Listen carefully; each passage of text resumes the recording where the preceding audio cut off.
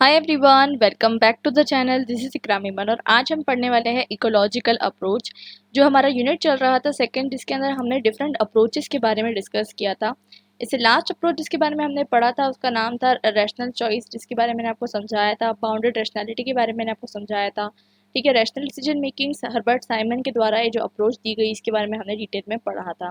I hope आपने वो video ज़रूर देखा है ताकि आपको वो अप्रोच जो है क्लियर हो चुकी होगी।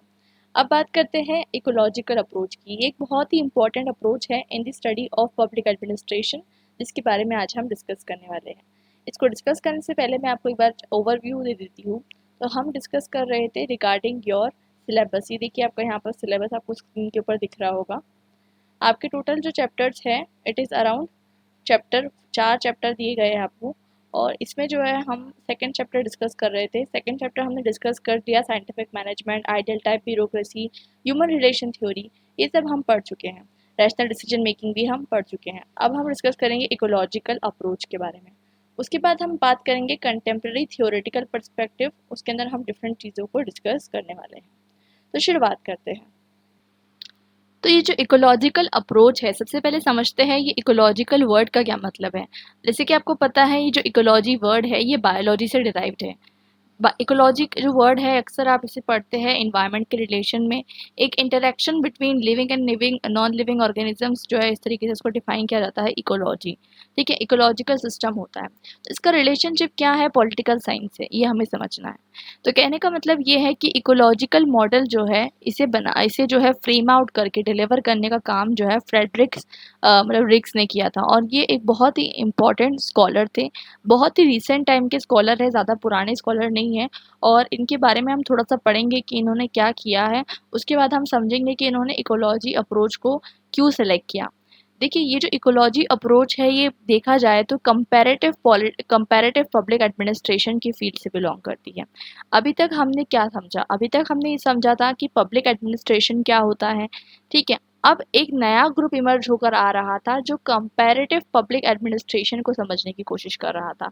आप समझ पा रहे हैं मैं क्या कह रही हूँ? इसका मतलब ये है कि डिफरेंट कंट्रीज है, for example country A, country B और कंट्री सी, तीनों का जो पब्लिक एडमिनिस्ट्रेशन है उसको कंपैरिजन करने की जो बात करते हैं, इसे हम कहते हैं कंपैरेटिव पब्लिक एडमिनिस्ट्रेशन।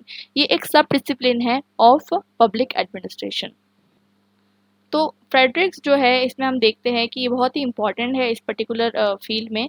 ये जो है चेयरमैन रह चुके हैं कंपैरेटिव एडमिनिस्ट्रेशन ग्रुप के, American society of public administration. और ये जो है कंपैरेटिव पब्लिक एडमिनिस्ट्रेशन के अंदर इन्होंने बहुत सारा काम किया है। जब उन्होंने Indian institute of public administration में इंडिया में न्यू दिल्ली में उन्होंने लेक्चर दिया था, तो उनका टॉपिक ये था कि इकोलॉजी ऑफ पब्लिक एडमिनिस्ट्रेशन। उन्होंने क्या किया, बेसिक आइडिया मैं आपको समझा देती हूँ। बहुत इजी सा कॉन्सेप्ट है ये एंटायर कॉन्सेप्ट। उन्होंने जो है डिफरेंट कंट्रीज को लिया। उसमें उन्होंने एक डेवलप्ड कंट्री ली जैसे कि यूएसए, एक डेवलपिंग कंट्री ली जैसे कि इंडिया, एक अंडर डेवलपिंग कंट्री ली, और तीनों कंट्रीज के पब्लिक एडमिनिस्ट्रेशन को कंपेयर किया। और उन्होंने कुछ साइंटिफिक और एनालिटिकल चीज़ों को एनालाइज करके फाइनली कुछ कॉन्क्लूजन्स जो है डिराइव किए। और उन कॉन्क्लूजन्स पे बेस उन्होंने अपना खुद का मॉडल डिज़ाइन किया, जिसे हम इकोलॉजिकल मॉडल कहते हैं। और ये इकोलॉजिकल मॉडल जो है उन्होंने एक डायग्राम के थ्रू हमें समझाया। वो सारी चीज़ें जो है हम इस चैप्टर में समझने वाले हैं।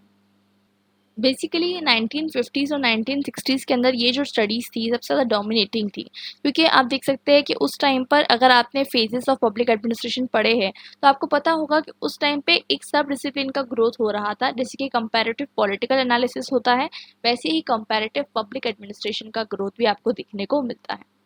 अब हम बात करते हैं कि इसमें उन्होंने क्या समझा और ये किस तरीके से डिफरेंट था।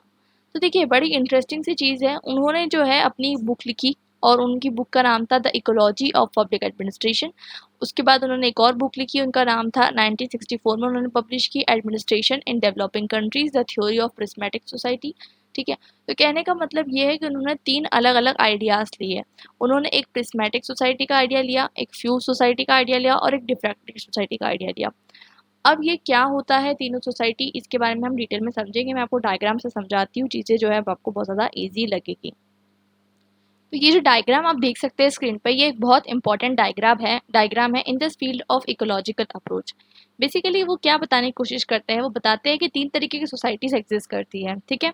एक होती है एग्रेरियन सोसाइटी, जैसे कि समझ लीजिए इंडिया में जब ब्रिटिशर्स इंडिया में नहीं आए थे, ये वो सोसाइटी है।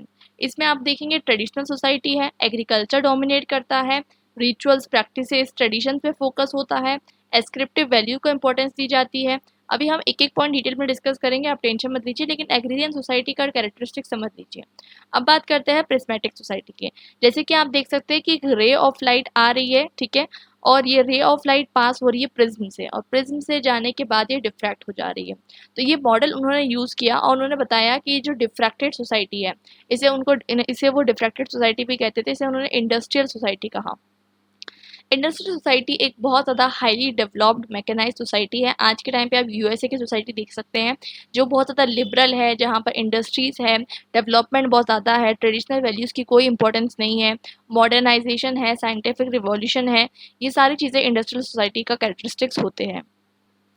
टॉकिंग अबाउट प्रिस्मेटिक सोसाइटी, तो प्रिस्मेटिक सोसाइटी जब ये प्रिज्म से जो है पास हो रही है, इट मीन्स दैट यहाँ पर एक डिफ्रैक्शन का प्रोसेस आपको देखने को मिलता है।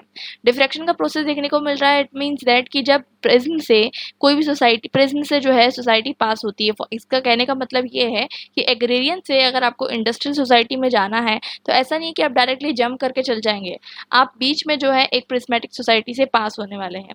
अभी प्रिस्मेटिक सोसाइटी क्या है, सिंपल भाषा में बताऊँ तो एग्रेरियन सोसाइटी जो है वो ये है, एग्रेरियन सोसाइटी वो सोसाइटी होती है जो अंडर डेवलप सोसाइटी है, सिंपल भाषा में।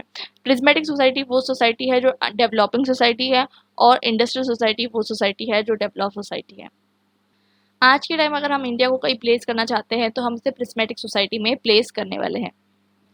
सबसे ईजी कोई अप्रोच है तो वो ये अप्रोच है। इसके लिए बस थोड़ा सा ध्यान लगाना है, मैं क्या बता रही हूँ आपको सुनना है। देखिए यहाँ पर आपको एक टेबल दिख रहा होगा, इसमें डिफरेंसेस दिए हुए हैं इंडस्ट्रियल सोसाइटी और एग्रेरियन सोसाइटी में। अब देखिए मैं आपको बता देती हूँ, जो मैंने अभी आपको डायग्राम बताया, डायग्राम मैंने आपको एक एग्रेरियन सोसाइटी बताई, इसका दूसरा नाम है फ्यूज सोसाइटी। अब चाहे आप उसे फ्यूज सोसाइटी कहें, एग्रेरियन सोसाइटी कहें, अंडर डेवलप सोसाइटी कहें, एक ही मतलब है। अब बात करते हैं इंडस्ट्रियल सोसाइटी की। तो इंडस्ट्रियल सोसाइटी का दूसरा नाम है डिफ्रैक्टेड सोसाइटी। डिफ्रैक्टेड सोसाइटी को आप चाहे डेवलप्ड सोसाइटी कहें, इंडस्ट्रियल सोसाइटी कहें, या डिफ्रैक्टेड सोसाइटी कहें, कुछ भी आप कह सकते हैं। ठीक है, तो बेसिक आइडिया इज दैट कि ये सिर्फ उसके सिनोनिम्स है, ये आपको इतना समझना है। अब बात करते हैं एग्रीरियस सोसाइटी की। एग्रीरियस सोसाइटी जो कि फ्यूज सोसाइटी होती है, इसमें डिफरेंट तरीके की वैल्यूज एग्जिस्ट करती हैं। एस्क्रिप्टिव वैल्यूज यानी कि हम फैमिली, कल्चर, ट्रेडिशन, इसको जो है इम्पोर्टेंस दिया जाता है। और इंडस्ट्रियल सोसाइटी में क्या होता है, मॉडर्न चीज़ों को जो है वैल्यू दी जाती है। ये पर्टिकुलरिस्टिक होती है, पैरोकियल होती है, मतलब यहाँ पर जो है संकीर्ण सोच होती है लोगों की। और यहाँ पर क्या होता है, इसका पॉलिटिकल कल्चर कैसा होता है, यूनिवर्सल होता है। अगर आपने इस कंपैरेटिव पॉलिटिकल एनालिसिस मेरे से पढ़ा होगा, तो वहाँ पर मैंने आपको समझाया था कि एक जगह का पॉलिटिकल कल्चर किसे कहते हैं। तो पॉलिटिकल कल्चर यहाँ का कैसा होगा, यूनिवर्सल होगा, और यहाँ का कैसा होगा, पैरोकियल होगा। अब पैरोकियल पॉलिटिकल कल्चर क्या होता है, सब्जेक्ट पॉलिटिकल कल्चर क्या होता है, इसे डिटेल में समझने के लिए आपको कंपैरेटिव पॉलिटिक्स समझना होगा। उसकी वीडियोस भी अपलोडेड है, आप जाके चेकआउट कर सकते हैं। यहाँ पर आप देखेंगे कि डिफ्यूज पैटर्न होता है, मतलब सोसाइटी में जिसे जो करना है वो कर रहा है, यहाँ पर कुछ प्रॉपर पैटर्न नहीं होता। यहाँ पर जो इंसान जो चीज़ में स्पेसिफिक होता है वही काम वो जो है करता है। यहाँ पर जो है कास्ट या फिर क्लास के बेसिस पे हायरार्की डिसाइड होती है। जैसे कि इंडिया के केस में आप देखेंगे कि ऑक्यूपेशनल मोबिलिटी वो अलाउड नहीं थी। मतलब अगर समझ लीजिए राजा का बेटा राजा बनेगा, ठीक है, कॉबलर है उसका बेटा कॉबलर बनेगा, टीचर का बेटा टीचर बनेगा, तो ये सोशल मोबिलिटी अलाउड नहीं थी कास्ट सिस्टम के चलते। ठीक है, तो ये कास्ट सिस्टम या क्लास सिस्टम से जब आपको जो है सोशल मोबिलिटी जो है आपकी रेस्ट्रिक्ट कर दी जाती है, इसे हम कहते हैं एग्रेरियन सोसाइटी का एक बहुत इंपॉर्टेंट ये फीचर होता है। और यहाँ पर ऐसा नहीं होता है, यहाँ पर जिसे जो करना होता है वो कर सकता है। यहाँ पर सोशल और स्पेशल मोबिलिटी बहुत ज़्यादा होती है। ना टॉकिंग अबाउट, यहाँ पर अगर आप देखेंगे कि एग्रीकल्चर सोसाइटी में लोग कैसे काम करते हैं, कुछ लोग जो है अगर देखेंगे आप तो फार्मर्स होंगे, कुछ लोग लैंडलेस लेबरर्स होंगे, कुछ लोग का आर्टिशंस होंगे, क्राफ्टमैन होंगे। तो इतना ज़्यादा मतलब जो है सिंपल इनकी ऑक्यूपेशंस होती है। इंडस्ट्रियल सोसाइटी में लोगों की ऑक्यूपेशन कैसी होती है, कोई इंजीनियर्स है, डॉक्टर्स हैं, साइंटिस्ट है, एस्ट्रोनॉट्स हैं, ठीक है, इस तरीके की वेल डेवलप्ड ऑक्यूपेशंस होती हैं। ये डिफरेंस आपको देखने को मिलता है। यहाँ पर आपको देखने को मिलता है कि differential social stratification, what is differential social stratification. यहाँ पर लोगों को डिवाइस मतलब लोगों के अंदर जो है डिफरेंस पैदा किया जाता है। जैसे कि समझ लीजिए यहाँ पर आप देखेंगे कि इंडिया के अंदर जो कास्ट सोसाइटी थी उसमें ब्राह्मण, क्षत्रिय, वैश्य, शूद्र, ये सोशल स्ट्रेटिफिकेशन था। ये सब लोग एक दूसरे के इक्वल नहीं है। मेन और वुमेन को इक्वल नहीं बताया जाता था, ठीक है। दोनों के बीच में इनइक्वालिटीज़ बहुत ज़्यादा थी। लेकिन अब जो इंडस्ट्रियल सोसाइटी रहेगी वो कैसी रहेगी, वो एक इगैलिटेरियन सोसाइटी रहेगी। वहाँ पर सब लोग इक्वल रहेंगे, उनके राइट्स कैसे रहेंगे, इक्वल रहेंगे। उनके पॉलिटिकल राइट्स कैसे रहेंगे, सोशल राइट्स कैसे रहेंगे, इक्वल रहेंगे। तो जो पूरे चैप्टर का क्रक्स होता है ना, जैसे हम कहते हैं पूरे चैप्टर का सार कहे आप जो भी कहें, ये पूरे चैप्टर का सार है। अगर आपको ये समझ में आ गया तो ये आपको पूरा चैप्टर जो है समझ में आ जाएगा। इसमें हम सिर्फ 3 सोसाइटीज़ के बारे में बात करने वाले हैं। एक जो है अंडर डेवलप्ड सोसाइटी, एक डेवलपिंग सोसाइटी और डेवलप्ड सोसाइटी। तीनों की कैरेक्टरिस्टिक्स पढ़ते जाएंगे, तीनों के जो फीचर्स पढ़ते जाएंगे, तीनों का इकोनॉमिक मॉडल समझेंगे, तीनों का एडमिनिस्ट्रेशन सिस्टम समझेंगे। ये सारी कहानी, ये पूरी की पूरी कहानी ये तीनों सोसाइटी के आसपास ही घूमने वाली है। एक और चीज़ मैं आपको बता दूं कि इस अप्रोच का नाम इकोलॉजी अप्रोच क्यों होता है। देखिए, जैसे कि मैंने आपको बताया इकोलॉजी क्या होती है, आपके आसपास जितना भी चीज़ें हैं ये सब इकोलॉजी का पार्ट है। इन्वायरमेंट जो होता है, जितनी भी चीज़ें आसपास है, समझ लीजिए एक इकोलॉजिकल सिस्टम किसे कहते हैं हम।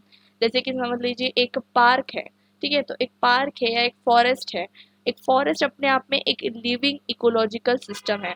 तो हम देखते हैं कि ये सिस्टम कैसा है। इस सिस्टम में बहुत सारी चीज़ें इंपॉर्टेंट होती है। इसमें रेनफॉल इंपॉर्टेंट है, सनलाइट इंपॉर्टेंट है, वाटर इंपॉर्टेंट है, सॉइल क्वालिटी इंपॉर्टेंट है, टाइप्स ऑफ ट्रीज इंपॉर्टेंट है। तो कहने का मतलब ये है कि सारे फैक्टर्स मिलके एक इकोलॉजी को बनाते हैं।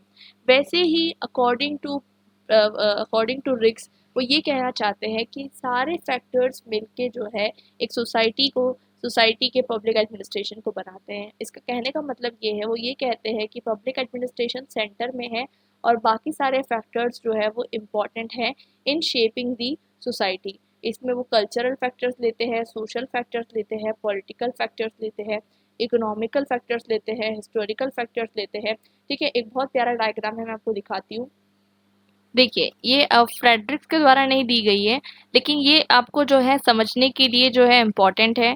कहने का मतलब ये है इकोलॉजिकल थ्योरी जब आप समझते हैं तो एक पब्लिक एडमिनिस्ट्रेशन में बहुत सारी चीज़ों का इम्पैक्ट पड़ने वाला है। फैमिली का, कम्युनिटी का, मास मीडिया का, नेशनैलिटी का, वहाँ का कल्चर कैसा है, इकोनॉमिक सिस्टम कैसा है, पॉलिटिकल सिस्टम कैसा है, ये सारी चीज़ें आपको जो है डायग्राम में दिख रही होगी। तो कहने का मतलब ये है कि अगर जैसे कि आप एक वेन डायग्राम बनाते हैं या फिर आप जो है इस तरीके का डायग्राम बनाते हैं जिसमें आप देखते हैं क्या डिफरेंट तरीके की चीज़ें जो है एक पब्लिक एडमिनिस्ट्रेशन को जो है इम्पैक्ट करने वाली है, और यही चीज़ आपको यहाँ पर समझाई जा रही है।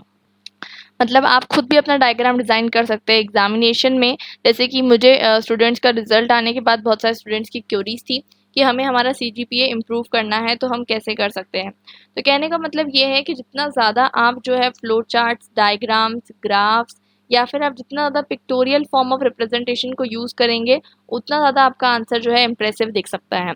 I will be soon coming up with a answer writing strategy कि how to score more by writing good answers, वो एक अलग वीडियो आने वाला है। खैर, इसमें मैं आपको ये बता रही थी कि एक जो पब्लिक एडमिनिस्ट्रेशन है इस पर बहुत सारी चीज़ों का इम्पैक्ट पड़ने वाला है। वो है cultural, political, social, economical factors. तो आप इस तरीके का डायग्राम जो है बनाकर रिप्रेजेंट कर सकते हैं। वो आपकी क्रिएटिविटी पे डिपेंड करता है कि आप किस तरीके का डायग्राम एग्जाम में बनाना चाहते हैं। आई होप ये आपको यहाँ तक की जो है चीज़ें क्लियर है। अब बात करते हैं कि ये तो हो गया डायग्राम की बात और ये हो गया आपकी इकोलॉजिकल अप्रोच की बात।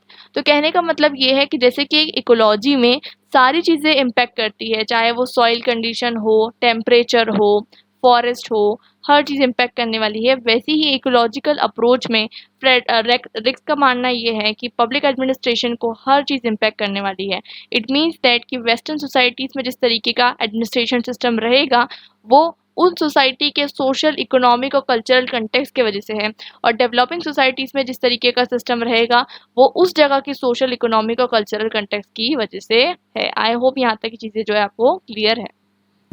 अगर आपने comparative political administration comparative political analysis मुझसे पढ़ा है तो आपको ये पढ़ने में और आसानी हो रही होगी। आई होप मैंने वहाँ पर आपको समझाया था कोर पेरीफेरी और सेमी पेरीफेरी का कॉन्सेप्ट समझाया था सैमी रेमिन के द्वारा, अगिरी इमैनुअल द्वारा। उसके बाद मैंने आपको ये भी समझाया था कि मेट्रोपोलिस और मेट्रोपोलिस और सैटेलाइट मॉडल भी मैंने आपको समझाया था। आई होप ये सारी चीज़ें जो है आपको क्लियर हो चुकी होगी, अभी तक के सारा जो है कॉन्सेप्ट आपको क्लियर हो चुका होगा। तो ये जो है क्या कहते हैं, जब मैंने उस टाइम पे भी आपको समझाया था कि कोर मॉडल किस तरीके से होता है, पेरिफेरी किस तरीके से होता है, कोर किस तरीके से बेनिफिट उठाती है पेरिफेरी का, यही सेम चीज़, नाम चेंज हो गए हैं, नाम चेंज हो गए हैं, लेकिन चीज़ें वही है। नाम आपको थोड़े डिफिकल्ट लग रहे हो सकते हैं अगर आप पहली बार पढ़ रहे हैं, fuse society, diffracted society, prismatic society, लेकिन चीज़ें वही है। चीज़ें इसी को रिप्रेजेंट करती है। एक डिफ्रैक्टेड सोसाइटी एक डेवलप्ड सोसाइटी है, एक प्रिज्मेटिक सोसाइटी एक डेवलपिंग सोसाइटी है, और एक फ्यूज सोसाइटी एक अंडर डेवलप्ड सोसाइटी है। आई होप ये आपको चीज़ें जो है क्लियर है। तो रिक्स ने ये चीज़ जो है बोरोकिरी सुटोन से, और फिर उन्होंने खुद का जो है यहाँ पर आपको देखने को मिलता है, खुद की चीज़ उन्होंने डेवलप की। उन्होंने सिर्फ नाम चेंज कर दिया और एक प्रिज्मेटिक मॉडल को उन्होंने लॉन्च किया। प्रिज्मेटिक मॉडल को लॉन्च किया थर्ड वर्ल्ड कंट्रीज़ को रिप्रेजेंट करने के लिए, क्योंकि मैंने आपको बताया कि दुनिया में सिर्फ 2 ही तरीके की कंट्रीज़ नहीं है, एक तो डेवलप और एक अंडर डेवलप, एक बीच की इंटरमीडिएट कंट्रीज़ भी है जो बहुत ज़्यादा इंपॉर्टेंट होती हैं, ठीक है? बीच की इंटरमीडिएट कंट्रीज़ भी जो है वो बहुत ज़्यादा इंपॉर्टेंट होती हैं। तो सिर्फ कोर और पेरिफेरी नहीं है, बीच में आपको क्या देखने को मिलेगा, सेमी पेरिफेरी देखने को मिलेगा। सिमिलरली ये मॉडल में भी आप देख सकते हैं, और सिमिलरली जो है मैंने अभी आपको बताया कि कोई भी डायग्राम आप बनाइए उसमें वो बताने की कोशिश करते हैं कि डेवलपिंग कंट्रीज़ जो थर्ड वर्ल्ड कंट्रीज़ है उसका भी इंपॉर्टेंस है। अब अगर आप कंटेक्स्ट समझने की कोशिश करिए, जब भी आप पढ़ाई करते हैं, तो सिर्फ उसको जो है आइसोलेशन में मत पढ़िए, सारी चीज़ें पढ़िए साथ में, ठीक है? उसका कंटेक्स्ट समझिए। अब कंटेक्स्ट देखा जाए तो 1950s और 1960s का टाइम है। इस टाइम पे डीकोलोनाइज़ेशन हो रहा है। इंडिया आज़ाद हो चुकी है, पाकिस्तान, चाइना, बहुत सारी कंट्रीज़ ब्रिटिशर्स और यूरोपियन से जो है अब छुटकारा पा चुकी है। तो अब थर्ड वर्ल्ड कंट्रीज़ का इमर्जेंस हो रहा है जो डेवलपिंग सोसाइटी है। अब ये डेवलपिंग सोसाइटी तो डेफिनेटली रिप्रेजेंट होने ही वाली है इन द प्रिज्मेटिक मॉडल, ठीक है? तो इस तरीके का डायग्राम मैंने अभी आपको दिखाया, जिसमें फ्यूज सोसाइटी को बताया जा रहा है, और बताया जा रहा है कि प्रिज्मेटिक सोसाइटी से जो है पास होने वाला है ये लाइट ऑफ रे, और फिर डिफ्रैक्ट हो जाएगा। डिफ्रैक्शन किससे बताने की कोशिश की जा रही है? डिफ्रैक्शन इसको बताने की कोशिश की जा रही है कि हर एक फंक्शन सोसाइटी का बहुत ज़्यादा स्पेसिफाई हो जाएगा, और हर एक फंक्शन एक पर्टिकुलर पर्सन जो है परफॉर्म करने वाला है। इसे हम डिफ्रैक्टेड सोसाइटी का एग्जाम्पल कहते हैं, और इसी को हम क्या कह सकते हैं, डेवलप सोसाइटी भी कह सकते हैं। आई होप यहाँ तक ये सारा कॉन्सेप्ट आपको बिल्कुल क्रिस्टल क्लियर हो चुका होगा। तो इसे आप एक और नाम से जाना जाता है, इसे फ्यूज प्रिज्मेटिक डिफ्रैक्टेड मॉडल भी इसे कहते हैं, या फिर इसे इकोलॉजिकल अप्रोच भी कहते हैं। तो ये सारी चीज़ें जो है आप इसको कह सकते हैं। और मैंने अभी आपको बता दिया कि कंडीशन क्या थी, इसका इमरजेंस क्यों हो रहा था। इमरजेंस इसलिए हो रहा था क्योंकि बहुत सारी कंट्रीज़ जो है उस टाइम पे आज़ाद हो रही थी सेकेंड वर्ल्ड वार के बाद। जैसे कि देखेंगे इंडिया 1947, इंडिया और पाकिस्तान 1947 में आज़ाद होते हैं, पार्टीशन होता है। आप देखते हैं साउथ अफ्रीका तो थोड़ा लेट हुआ, बट चाइना आप देख लीजिए, जितनी भी कंट्रीज आप देख लीजिए, साउथ एशियन की बहुत सारी कंट्रीज और लैटिन अमेरिका की कंट्रीज, अफ्रीकन कंट्रीज इस टाइम में आज़ाद होने लग जाती है। तो कहने का मतलब ये है कि ये जो डेवलपिंग कंट्रीज होती है इनको स्टडी करने के लिए ज़रूरत पड़ रही थी इस टाइम पे, इसलिए उन्होंने जो है रिक्स ने ये मॉडल बनाया 1950s और 60s में, जिसमें उन्होंने डेवलपिंग कंट्रीज को स्टडी करने की जो है कोशिश की।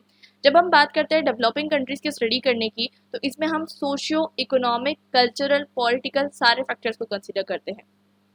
तो यही उन्होंने बताया कि वेस्टर्न मॉडल जो है, वेस्टर्न मॉडल जिस तरीके से तब तक स्टडीज़ की जा रही थी, मैं अभी आपको जब तक समझा चुकी हूँ, रैशनल चॉइस थ्योरी, ये सब चीज़ें, तो उन्होंने कहा कि ये थ्योरीज हमें नहीं पढ़नी है, हमें जो है डेवलपिंग सोसाइटी को समझने के लिए उसका सोशल कल्चरल कंटेक्स्ट भी समझना होगा, क्योंकि डेवलपिंग सोसाइटीज़ जो है वहाँ पर सोशल और कल्चरल वैल्यूज़ की बहुत ज़्यादा इंपॉर्टेंस होती है।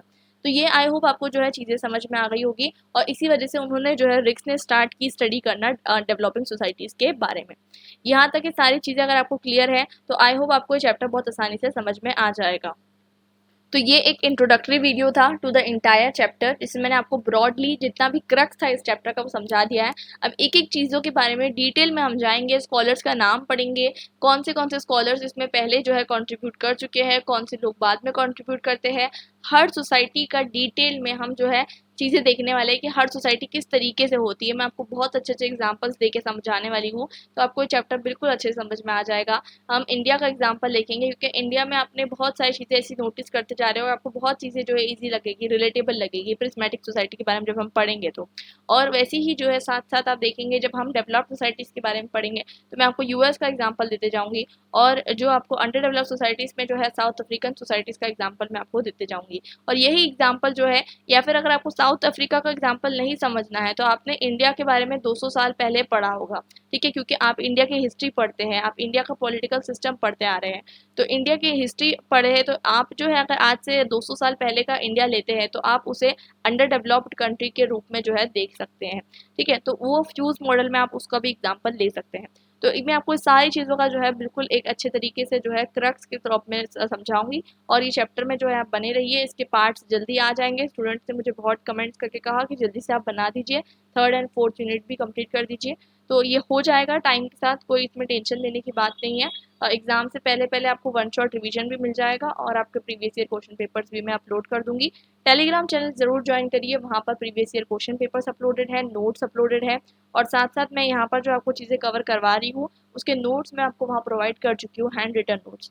और एक और चीज़, जो लास्ट 5 ईयर्स के प्रीवियस ईयर क्वेश्चंस और इस एग्जाम में आने वाले सबसे मोस्ट इंपॉर्टेंट क्वेश्चंस इस चैनल पे आने वाले हैं। तो अगर आपने अभी तक ये चैनल को सब्सक्राइब नहीं किया है तो इसे ज़रूर सब्सक्राइब कीजिए। एक छोटी सी रिक्वेस्ट, इसे अपने फ्रेंड्स और अपने जो है कॉलेज फ्रेंड्स हो, चाहे आपके ट्यूशन फ्रेंड्स हो, कहीं के भी फ्रेंड्स हो, आप उनके साथ ज़रूर शेयर कीजिए। तो मिलते हैं हमारे नेक्स्ट वीडियो में। Till then bye and happy learning.